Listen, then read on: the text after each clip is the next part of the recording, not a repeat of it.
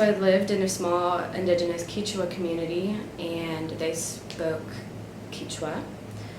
There were several women that didn't speak any Spanish at all and only spoke Quechua, so that was interesting to try and find different ways to communicate.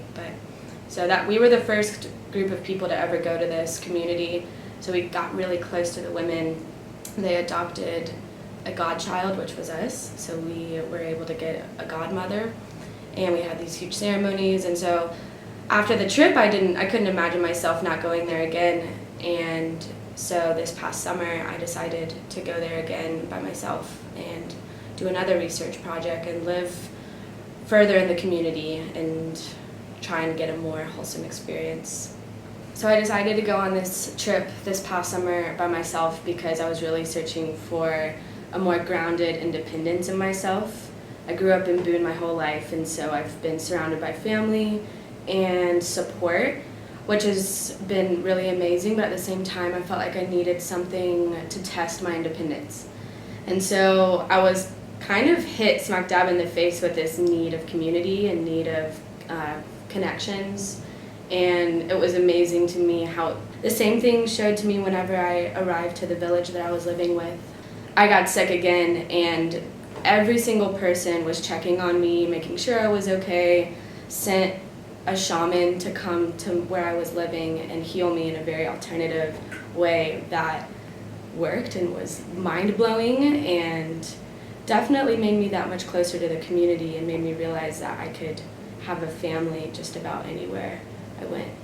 Learning abroad definitely taught me about how to have a very broad perspective and how to see problems and benefits from different angles.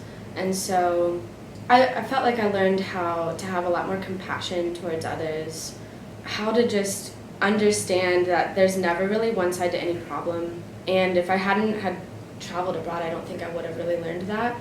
Since I grew up in Boone, I would have stayed in the same bubble, and it seems like everything just repeats itself, and really there's so many things going on at once if you just look at it from different perspectives. And also, it taught me a lot about communication and how not everything has to be communicated on a verbal level, and that there's so many ways of interacting amongst people. And that was really fun because I felt like I met so many people on my travels in a month or two than I have living in Boone my whole life. I learned that being in an uncomfortable position always taught me something, and I was in uncomfortable positions a lot of times traveling by myself.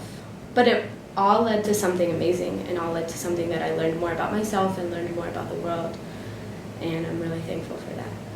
Like I said earlier, just having that broad perspective is so important whenever you're living in a world with a lot of diversity, and especially in the United States where there is a lot of diversity, and we're at this crucial time of engaging with these diverse individuals. And I feel like traveling definitely helped me engage with these other kinds of people, other cultures.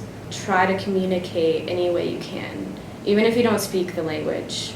Just try your best, because more or less they'll see that you're giving an effort, and that means that you care about their culture, and it teaches you a lot about yourself. And so even though in those uncomfortable positions and you're asking yourself, well, I don't know how to say that sentence very well, it's like, well, just give it a go and maybe point at some things, and you'll learn a lot through just trying to engage with other people.